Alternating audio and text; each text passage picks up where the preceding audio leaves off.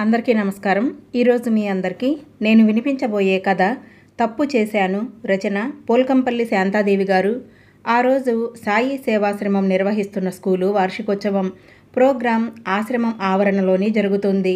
ఆటల పోటీల్లో గెలుపొందిన పిల్లలకి, క్లాస్లో ఫస్ట్ వచ్చిన పిల్లలకి, వ్యాస రచనలలో గెలుపొందిన వాళ్ళకి సేవాశ్రమం నిర్వాహకుల చేత మెమంటోలు, బహుమతులు ఇప్పించిన తర్వాత ఉత్తమ ఉపాధ్యాయునిగా ఎన్నికైన అరుణని వేదిక మీదకి పిలిచి అభినందించి శాలువా కప్పి మెమెంటో అందజేసి ఆమెను సభకు పరిచయం చేశారు.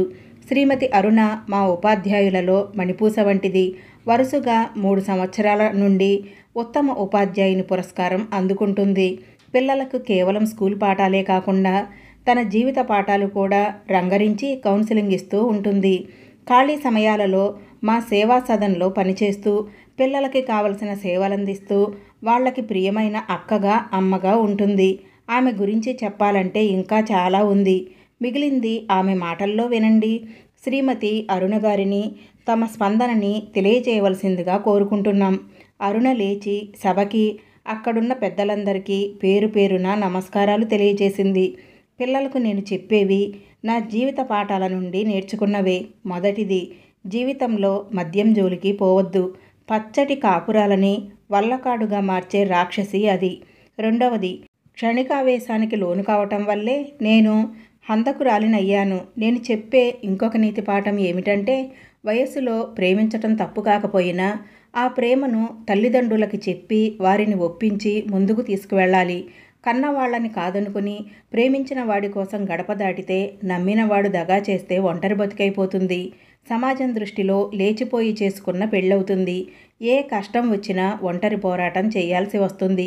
ఈ 2 తప్పులు నేను చేశాను. 4 గోడల మధ్య బందీనైనాక గాని నేను తప్పు చేశానని తెలియలేదు. ఎవరిని ప్రాణాధికంగా ప్రేమించి అతడు లేకపోతే బతకలేననుకుని ఇంట్లో అందరినీ కాదనుకుని పారిపోయి గుళ్ళో తాళి కట్టించుకున్నానో అతడిని నా చేతులతో చంపేశాను. ఏ పిల్లలని నా గుండెల్లో దాచుకొని పెంచుకోవచ్చని ఇలాంటి దుస్సాహసానికి ఒడికట్టానో ఆ పిల్లలు నాకు దూరమయ్యారు. వాళ్ళ దృష్టిలో వాళ్ళ తండ్రిని చంపిన కిరాతకురాలిగా మిగిలిపోయాను.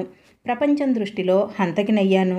నా పంచప్రాణాలు నువ్వేనని చెప్పిన నా భర్త, నన్ను తన ప్రాణమెత్తుగా ప్రేమించిన నా భర్త, నాకు 2 పిల్లలు పుట్టే వరకు నన్ను అపురూపంగా చూసుకున్న నా భర్త నిన్ను చంపేసి నేను జైలుకు వెళతానే అనే స్థితికి వచ్చాడంటే తాకుడికి బానిస కావటం వల్లే.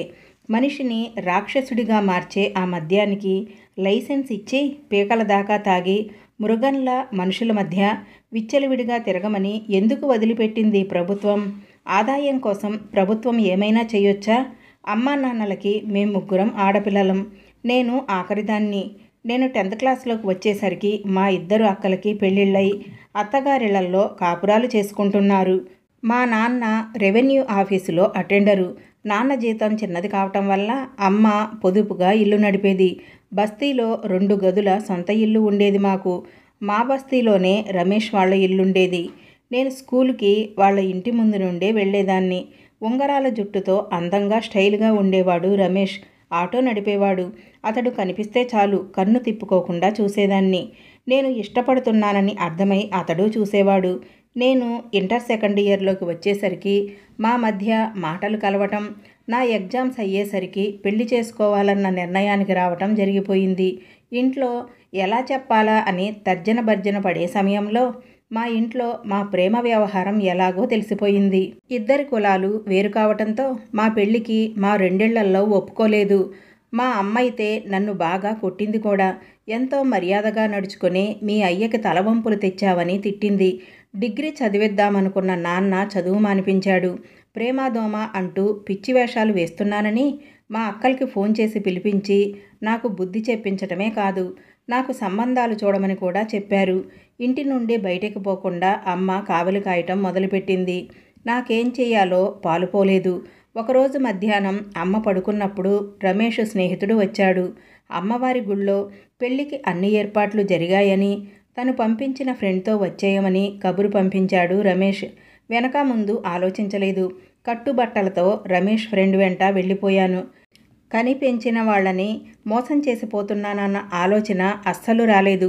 లేచిపోయి పెళ్లి చేసుకుంటే కన్న కడుపులు రగిలిపోతాయన్న దిగులు కలగలేదు.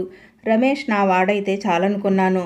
గుళ్ళో బ్రాహ్మణుడితో సహా అన్ని ఏర్పాట్లు చేసి నా కోసం ఎదురు చూస్తున్నాడు రమేష్. అతడి స్నేహితులు కూడా 3-4 ఉన్నారక్కడ. వాళ్ల సాయం వల్లే ఈ ఏర్పాట్లు జరిగాయని చెప్పాడు రమేష్. ఒక స్నేహితుడి భార్య కూడా వచ్చింది. నన్ను పెళ్లి కూతురుగా అలంకరించి పెళ్లిపీటల మీద కూర్చోబెట్టడానికి. అరగంటలో మా పెళ్లి తంతు ముగిసింది. నా మెడలో పసుపుతాడు పడింది. అందరం వెళ్ళి హోటల్లో భోజనాలు చేశాం. ఆ రాత్రి ఒక స్నేహితుడి ఇంట్లోనే మా ఫస్ట్ నైట్ గడిచిపోయింది. ఉదయం అక్కడే స్నానాలు చేశాక నన్ను వాళ్ళింటికి తీసుకువెళ్ళాడు రమేష్. మమ్మల్ని చూడగానే వాళ్ళమ్మ మహంకాళి అవతారం ఎత్తింది. ఎవరికీ చెప్పకుండా కులం కాని పిల్లని పెళ్లి చేసుకు తీసుకువచ్చాడని కోపంతో నోటికి వచ్చినట్లు తిట్టి బయట నుండి బయటనే పంపించేసింది. వేరే గల్లీలో ఒక చిన్న ఇంటిలో మా కాపురం మొదలైంది. ఆటో అద్దెకు తీసుకుని నడిపేవాడు రమేష్. ఎలాగైనా కొంత డబ్బు కూడబెట్టి సొంతానికి ఆటో కొంటే డబ్బులు బాగా మిగులుతాయనేవాడు. భవిష్యత్తు గురించి ఎన్నో కలలు కనేవాడు. మనం ఆర్థికంగా పైకొచ్చిన రోజు ఇప్పుడు మనల్ని వెళ్ళగొట్టిన వాళ్ళందరూ నీళ్లున్న మడుగులోకి కప్పలు చేరినట్లుగా మన చుట్టూ చేరతారు అనేవాడు. వేమన పద్యం చెప్పి ఇంటి అద్దె ఆటో అద్దె పోగా మిగిలిన డబ్బుతో నన్నెంతో అపురూపంగా చూసుకునేవాడు. తన ఖర్చులకి కొంత డబ్బు జేబులో పెట్టుకొని మిగతా డబ్బు ఇంట్లోనే ఉంచేవాడు. నేను ఏం ఖర్చు పెట్టుకున్నా అడిగేవాడు కాదు. పెద్దోడు నా కడుపులో పడ్డప్పుడు రమేష్ నన్ను ఎంత అపురూపంగా చూశాడో చెప్పలేను. ఇలాంటప్పుడు మన దగ్గర మీ అమ్మో మా అమ్మో ఉండాలి. కానీ మనకు అవకాశం లేదు. నాకు నువ్వు, నీకు నేను, నేనే నీకు అత్త అమ్మ దగ్గర లేని లోటు తీర్చాలి. కడుపుతో ఉన్నప్పుడు ఏవేవో కోరికలు ఉంటాయట కదా, అవి తీరితేనే పొట్టలో పాప ఆరోగ్యంగా పెరుగుతుందట. చెప్పు, నీకేం కావాలి, మొహమాట పడొద్దు అనేవాడు. 2 ఏళ్లలో నాకు మరో బాబు పుట్టాడు. వాడి జాతకం ఎంత దురదృష్టకరమైందో కానీ అప్పటి నుండి నాకు కష్టాలు ప్రారంభమయ్యాయి. రమేష్ తాగుతాడని నాకు పెళ్ళైన రోజే తెలిసింది. ఆర్డర్ ఇచ్చి మందు సీసాలు తెప్పించడం చూసి నీకు తాగే అలవాటుందా అని అడిగాను భయంగా. మన పెళ్ళైన శుభ సందర్భాన్ని పురస్కరించుకొని మా ఫ్రెండ్స్కి పార్టీ ఇవ్వొద్దా? వాళ్ళు నా కోసం ఎంత చేశారు. వాళ్లకు కంపెనీ ఇవ్వటానికి తాగుతున్నాను కానీ తాగుడు నాకు అలవాటు కాదు అన్నాడు. అప్పుడప్పుడు తాగి వచ్చేవాడు. ఫ్రెండ్స్ పార్టీ ఇచ్చారు, తాగాల్సి వచ్చింది అనేవాడు. రోజులు గడుస్తున్న కొద్దీ రమేష్ తాగి రావటం ఎక్కువ అయ్యింది. దాంతోపాటే ఇంట్లోకి డబ్బులు ఇవ్వటం తగ్గింది. ఇద్దరి మధ్య తగువులు ప్రారంభమయ్యాయి. నేను తిట్టటం, అతడు కొట్టటం. ఒకరోజు తాగిన మబ్బులో యాక్సిడెంట్ చేశాడు. ఎవరిదో కొత్త కారుకి ఆటో గుద్దేశాడట. జరిగిన డ్యామేజ్కి కారాయన ఉగ్రుడైపోయి బూటు కాళ్లతో తన్ని పోలీసులకు పట్టించాడు. తాగి ఆటో నడిపినందుకు పోలీసులు కేసు పెట్టారు. స్నేహితులు తలా కొంత డబ్బు వేసుకుని బెయిల్ మీద ఇంటికి తీసుకువచ్చినా అతను మారలేదు. తాగి ఆటో నడుపుతాడని పేరు రావటంతో ఎవరు ఆటో అద్దెకి ఇవ్వటం లేదు. పిల్లలు పస్తులు, నాకు పస్తులు. రమేష్ ఏ స్నేహితుడో పెట్టిస్తే తింటున్నాడు లేదా వాళ్ళ అమ్మ దగ్గరికి వెళ్ళి తిని వస్తున్నాడు. వాళ్ళు కలిసిపోయారు. కానీ నేనే అత్తింటికి పుట్టింటికి దూరమై ఒంటరినయ్యాను. తన పరువు తీశానన్న కోపం నాన్నకు ఇన్నాళ్లైనా పోలేదు. మనుమలని చూడాలని నన్ను తీసుకుపోయి పుట్టింటి సారి పెట్టాలని ప్రాణం కొట్టుకుపోతున్న అమ్మను నాన్న రానివ్వలేదు. కన్నవాళ్లను గడ్డి పరకల్లా వదిలేసిపోయింది కదా, దానికి లేని ప్రేమ మనకెందుకు? నువ్వు దాన్ని ఇంటికి తీసుకువస్తే నన్ను చంపుకు తిన్నంత ఒట్టు అని ఒట్టు పెట్టాడట నాన్న. మా ఇంటి పక్కన ఉండే నా చిన్ననాటి స్నేహితురాలు కలిసినప్పుడు చెప్పింది. నాన్న అన్నమాట నిజమే కదా. ముగ్గురిలో చిన్నదాన్ని, నా బుజ్జి తల్లి, నా బంగారు తల్లి అని ముద్దు చేసేవారు. నన్ను బుజ్జి అని పిలిచేవారు. వాళ్ళ ప్రేమని కాదనుకొని రమేష్ని నమ్ముకుని వచ్చేశాను. నాకు రమేష్ ఒక్కడుంటే చాలనుకున్నాను. కొట్టినా తిట్టినా ప్రేమ చూపినా రమేష్ ఒక్కడే కదా నాకు. రమేష్ తాగని రోజు నాతో పిల్లలతో ఎంతో మంచిగా ఉండేవాడు. నన్ను పిల్లల్ని సినిమాలకి షికార్లకి తిప్పేవాడు. ఆ రోజు సరదాగా బయటే తిని వచ్చేవాళ్ళం. తాగకపోతే నువ్వెంతో బాగుంటావు చూడు, తాగి తాగి పొట్ట ఉబ్బుకొచ్చింది, కళ్ళు ఉబ్బుకు వచ్చాయి, ఎంత అందంగా ఉండేవాడివి. ఆ అందం చూసే నీ మీద మనసు పడ్డాను కదా. తాగితే నువ్వు మనిషివి కాదు, రాక్షసంగా మారిపోతావు. మనకిద్దరు పిల్లలున్నారు, వాళ్ళని చదివించుకోవాలి కదా. వచ్చిన పైసలన్నీ తాగుడికి పెడితే సంసారం ఏం కావాలి? అందర్నీ కాదనుకుని వచ్చి పెళ్లి చేసుకున్నందుకు నన్ను అన్యాయం చేస్తావా? నువ్వు తాగుడి జోలికి పోవద్దు అని ఎంతో నచ్చజెప్పేదాన్ని. ఇక తాగనని చేతిలో చెయ్యేసి చెప్పేవాడు. అంతే. 1-2 రోజులు మళ్ళీ యథావిధిగా తాగి వచ్చేవాడు. దేనికో దానికి పేచీ పెట్టుకుని నన్ను చావగొట్టేవాడు. మేమున్న ఇంట్లోనే మరో పోర్షన్లో ఉన్న పద్మ భర్త కూడా ఆటో నడుపుతాడు. పిల్లల చదువు కోసం పద్మ 4 ఏళ్లల్లో పనిచేస్తుంది. కన్న తల్లివి, పిల్లలకి తిండి పెట్టక చంపుకుంటావా ఏంది అంటూ నన్ను తీసుకుపోయి 2 ఏళ్లల్లో పనికి పెట్టింది. ఇలా పనికి కుదిరానని తెలిసి నా పరువు తీస్తావా అంటూ ఆ రోజు తన్నులే తన్నులు. రాత్రి వాడికి భోజనం పెట్టకపోయినా నాకు తన్నులు. ఉంటే కదా పెట్టేది. ఏ 4 రోజుల కిందనో ఇచ్చిన 1000 రూపాయలు అప్పుడే అయిపోయాయా అంటూ గొడవ పెట్టుకునేవాడు, కొట్టేవాడు. ఎవరో సేటు దగ్గర ట్రాలీ నడపటానికి నెల జీతం మీద కుదిరాడు. తాగుడు మాత్రం మానలేదు. రాత్రికి రోజు నేను కావలసిందే. సారా కంపు కొట్టే ఆ మనిషిని చేరనివ్వబుద్ధి కావటం లేదు. తాగిన మత్తులో కావలించుకోవటం తప్ప ఆ ప్రేమ, అనురాగం ఎప్పుడో అతడి నుండి దూరమైపోయాయి. తాగటం మానేస్తే తప్ప నన్ను ముట్టుకోవద్దు అంటూ దగ్గరికి రానివ్వటం లేదు. ఆ వాసనకి కడుపులో తిప్పుతుంది. నన్ను కావలించుకుని పడుకుంటే తప్ప నిద్ర రాదని దానివి ఇప్పుడు నన్ను దూరం పెడుతున్నావంటే ఎవడి దగ్గర పడుకుని వస్తున్నావే? ఇళ్లల్లో పనిచేస్తున్నది అందుకేనా? రంకు మరిగావు కదా. కొట్టడానికి చేతులు కాళ్ళు సరిపోవన్నట్లుగా ఇంటి ముందు వేప చెట్టు కొమ్మ విరిచి తెచ్చి కొట్టేవాడు. కొట్టిన చోటల్లా కర్ర కాల్చి ఒత్తినట్లుగా వాతలు తేలుతున్నాయి. నా అరుపులకి పిల్లలు లేచి ఏడవటం మొదలుపెట్టారు. పెద్దోడు అమ్మని కొట్టకు అంటూ అడ్డొస్తే వాడికి పడ్డాయి దెబ్బలు. ఆ దెబ్బలకి వాడికి జ్వరం వచ్చింది. రాత్రి అయిందంటే గజగజ వణికిపోయే పరిస్థితి తెచ్చాడు నాకు. ఒళ్ళంతా దెబ్బలతో కమిలిపోయింది. ఇక వీడు మారడు. నాకీ తన్నులు, ఈ నరకం తప్పదు. భరించే ఓపిక లేదు. వదిలేసిపోదామంటే ఈ పిల్లలని ఎట్లా సాక్కోవాలి? ప్రేమించి పెళ్లి చేసుకున్నందుకు శాస్తి బాగా జరిగిందని అందరూ నన్ను చూసి నవ్వరా?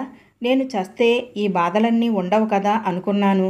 తాగి చావటానికి ఒకనాడు పురుగుల మందు కూడా తెచ్చుకున్నాను. కానీ పిల్లల ముఖం చూస్తే చావబుద్ధి కాలేదు. నేను చస్తే నా పిల్లలని ఎవరు చూస్తారు? రోడ్ల పాలవుతారు కదా. 2 పిల్లలు ఆకలికి తట్టుకోలేక ఏ చెత్త కుప్పల మీదనో ఎంగిళ్ళు ఏరుకుని తినే దృశ్యం నా కళ్ళ ముందు కదిలి ఆత్మహత్య ఆలోచన మనసులోకి రానియకూడదనుకున్నా. ఎంత కష్టమైనా నా పిల్లల కోసం బతకాలనుకున్నాను. ఆ రోజు ఎంత రాత్రైనా నాకు నిద్ర పట్టలేదు. ఎటు మళ్ళీ పడుకున్నా దెబ్బలు ఒరుసుకుపోయి పడుకోనివ్వటం లేదు. ఆ రోజు నాకు రమేష్కి పెద్ద గొడవే జరిగింది. నేను పనిచేసే ఇంటి వాళ్ళు ఆ రోజే నెల జీతం ఇచ్చారు. తాగటానికి ఆ డబ్బు ఇమ్మని వేధింపులు మొదలుపెట్టాడు. నా పిల్లలకి పట్టెడు మెతుకులు పెట్టుకుందామని రెక్కలు విరుచుకుంటున్నాను. నువ్వు కష్టం చేసుకున్నది తాగి తందనాలాడింది చాలదా? నేనివ్వను మొండిగా ఎదిరించాను. ఫలితం వాడి చేతుల్లో ఒళ్ళు వాచిపోయింది. కొట్టి కొట్టి నన్ను బూతులు తిట్టుకుంటూ బయటకు వెళ్ళిపోయినవాడు రాత్రికి ఫుల్లుగా తాగివచ్చాడు. ఒళ్ళంతా సలుపుతోంది. కమిలిన దెబ్బల వల్ల ఎటూ పడుకోలేకపోతున్నాను. నన్ను శారీరకంగా, మానసికంగా ఎంత బాధ పెట్టినవాడు హాయిగా నిద్రపోతున్నాడు. అంతెత్తు బాణపొట్ట వేసుకొని వాడే లేకపోతే రోజు ఈ నరకం ఉండదు కదా. 4 ఏళ్లల్లో పని చేసుకుని నా పిల్లల్ని సాక్కుంటా, చదివించుకుంటా నా బతుకు నేను బతుకుతా. నన్ను ప్రేమగా చూసుకునే రమేష్ ఎప్పుడో చచ్చిపోయాడు. ఉన్నది తాగుడు భూతమే. ఈ భూతాన్ని అంతం చేస్తే తప్ప నేను బతకను. నా పిల్లలకి నేనుండాలంటే వాడు చావాలి. నా పిల్లల వైపు చూశాను. పసిమొగ్గలు అమాయకంగా నిద్రపోతున్నారు. నేనింకా ఎక్కువ ఆలోచించలేదు. దిండు తీసుకున్నాను. నోరు తెరుచుకుని నిద్రపోతున్న రమేష్ ముఖం మీద అదాటున అదిమాను. నిజానికి నేనంత బలమైన దాన్ని కాదు. వాడు విదిలించుకులేస్తే నా పీక పట్టుకుని నన్నే చంపేసేవాడు. కొద్దిగా కాళ్ళు చేతులు కొట్టుకున్నాడే గాని పెద్దగా ప్రతిఘటించలేదు. తాగిన మైకంలో తన మీద హత్యాయత్నం జరుగుతుందని తెలియకుండానే ప్రాణం పోయింది. ముక్కు దగ్గర వేలుంచి చూశాను, కదిలించి చూశాను. ప్రాణం పోయిందని నిర్ధారణ అయింది. రోజు నన్ను చిత్రహింసలు పెట్టేవాడి పీడ విరగడైందని తేలిక పడ్డంత టైం పట్టలేదు. ప్రాణప్రదంగా ప్రేమించి పెళ్లి చేసుకున్న నా భర్తనే నా చేతులారా చంపుకున్నానన్న వాస్తవం నా కళ్ళ ముందు నిలిచింది. పెళ్ళైన రోజులు గుర్తుకు రాసాగాయి.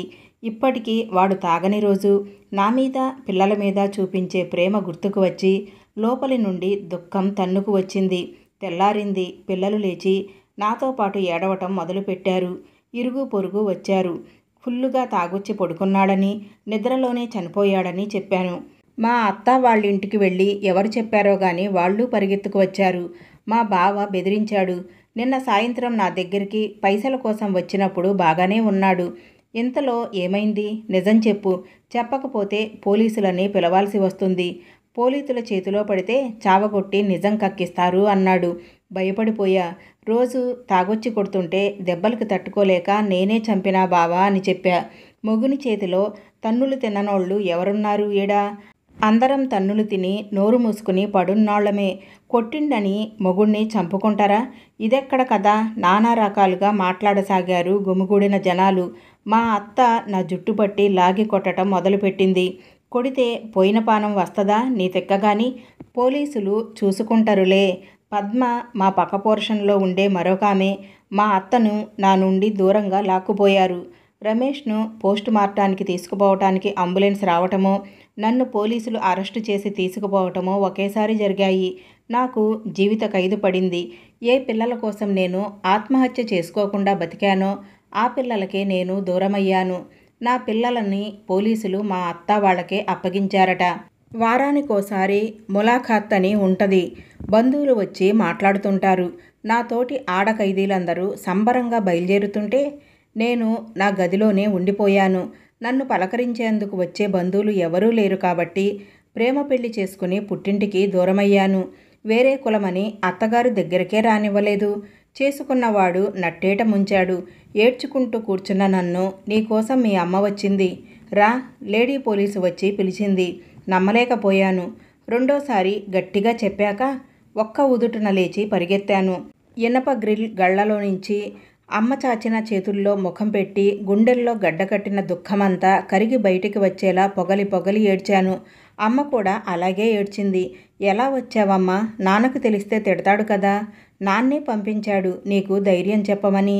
పిల్లలు ఆకలికి తట్టుకోలేక రోడ్ల మీద తిరుగుతుంటే మీ నాన్నే చూడలేక ఇంటికి తీసుకువచ్చాడు.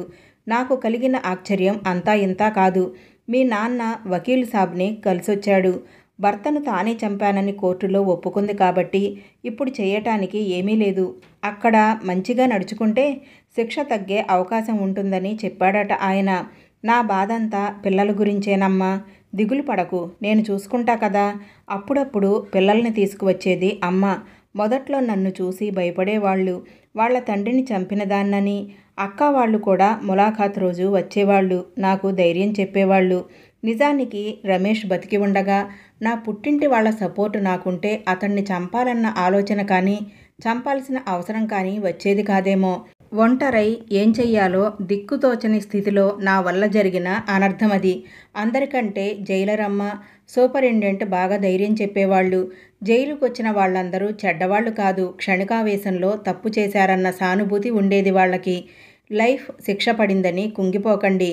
మీ సత్ప్రవర్తనతో శిక్ష తగ్గే అవకాశం ఉంది అని ధైర్యం చెప్పేవాళ్ళు. ఎన్నో మంచి విషయాలు వాళ్ళ వల్ల నేను తెలుసుకున్నాను. ఇక్కడ నాలాగే క్షణికావేశంలో హత్య చేసి వచ్చిన వాళ్ళు ఉన్నారు. దొంగసారా అమ్మి పట్టుబడి వచ్చిన వాళ్ళు ఉన్నారు. కరడుగట్టిన నేరస్తులు ఉన్నారు. విడుదలైన ప్రతిసారి మళ్లీ నేరం చేసి అత్తగారింటికి వచ్చినంత హాయిగా జైలుకు వచ్చేవాళ్ళు ఉన్నారు. జైలు జీవితం నాకు చాలా నేర్పింది. నా అమాయకత్వం వదిలింది. బయటకు వెళితే అవకాశం వస్తే నేను మాత్రం మళ్లీ జైలు ముఖం చూసే పరిస్థితి తెచ్చుకోను అనుకునేదాన్ని. నా మనసెప్పుడు నా పిల్లల గురించే ఆలోచించేది. 7 ఏళ్ల తర్వాత నన్ను విడుదల చేశారు. అక్కడున్న 7 సంవత్సరాలలో జైళ్ల పద్ధతి ప్రకారం టైలరింగ్, బేకరీ, చాక్పీసుల తయారీ వంటివన్నీ నేర్పించారు. నేను ఇంటర్ వరకు చదివి ఉండటం వల్ల డిగ్రీ పూర్తి చేయించారు. బయటికి వచ్చాక అసలు సమస్య ప్రారంభమైంది. హత్య చేసి జైలు నుండి బయటికి వచ్చానని తెలిసి నాకు ఎవరూ పని ఇచ్చేవాళ్ళు కాదు. నేనెవరో చెప్పకుండా పనికి కుదిరినా ఎలాగో వాళ్ళకి తెలిసిపోయి నానా తిట్లు తిట్టి నన్ను తీసేసేవాళ్ళు. ఇక ఎలా నా పిల్లలకి తిండి పెట్టి చదివించుకునేది? ఏ పిల్లల కోసం నా భర్తను చంపేసి హంతకురాలి నన్ను ముద్ర పొందానో వాళ్లకు పట్టెడన్నం పెట్టుకోలేకపోతున్నాను. ఎన్నాళ్ళు అమ్మా నాన్న మీద ఆధారపడను? నేను జైల్లో ఉండగానే నాన్న అనారోగ్యంతో మరణించాడు. అమ్మకొచ్చే పెన్షన్ మీదనే 4 ప్రాణాలు బతకాల్సి వస్తుంది. ఆ తరువాత 2-3 ఏళ్ళు అత్యంత బాధాకరమైన దినాలని చెప్పొచ్చు. నేను చెయ్యని కష్టం లేదు. ఎలాగో ఒకలా నా పిల్లలకి పట్టెడన్నం పెట్టుకోవాలన్న తాపత్రయం తప్ప ఇంకొకటి ఉండేది కాదు. జైలు నుండి వచ్చేసిన అప్పుడప్పుడు జైలర్ సాబ్ని కలుస్తూనే ఉన్నాను. నా కష్టాలు చెప్పుకుంటూనే ఉన్నాను. ఒకసారి అలా వెళ్ళి కన్నీళ్లు పెట్టుకున్నప్పుడు ఈ సేవా సదన్లో టీచర్గా పని ఇప్పించారు. 8 సంవత్సరాలైంది టీచర్గా చేరి. ఇక్కడ నా ప్రవర్తన ఎలా ఉందో, టీచరుగా నా విధిని ఎలా నిర్వహించానో అందరికీ తెలుసు. పిల్లలకి నేను చెప్పే మంచి మాటలు నా జీవితంలో నేను నేర్చుకున్న పాఠాలే. నా మాటలు ముగిశాయి సభికుల కరతాళ ధ్వనుల మధ్య. ఈ కథ ఇంతటితో సమాప్తం. ఈ కథ విన్నారు కదా. ఈ కథ తెలిసి తెలియని వయసులో తల్లిదండ్రులను ఎదిరించి ప్రేమించిన వాడిని నమ్ముకుని బయటకు వచ్చే ఎందరో అమ్మాయిలకి కళ్ళు తెరిపించే కథ. అలాగే మద్యానికి బానిసై ఎన్నో కుటుంబాలు చిందరవందరవుతున్నాయి. ప్రేమించిన అమ్మాయిని కష్టపెట్టి చివరికి ఆమె చేతిలోనే బలైపోతాడనమాట. తెలిసి తెలియని వయసులో ప్రేమించిన వాడిని నమ్ముకుని కన్నవాళ్ళను కాదనుకుని గడప దాటితే ఏ ఆడపిల్ల జీవితమైనా ఇలాగే ఉంటుందనేది ఈ కథలో చాలా చక్కగా వివరించారు కదా. ఇంత చక్కటి కథను రచించిన వారు పోల్కంపల్లి శాంతాదేవి గారు. ఈ కథ మీ అందరికీ తప్పకుండా నచ్చుతుందని అనుకుంటున్నాను. కథ ఎలా ఉంది అనే విషయాన్ని నాకు తప్పకుండా కామెంట్ సెక్షన్లో తెలియచేయండి. నా ఛానల్ కనుక మీకు నచ్చితే తప్పకుండా లైక్ చేయండి, షేర్ చేయండి, సబ్స్క్రైబ్ చేసుకోండి.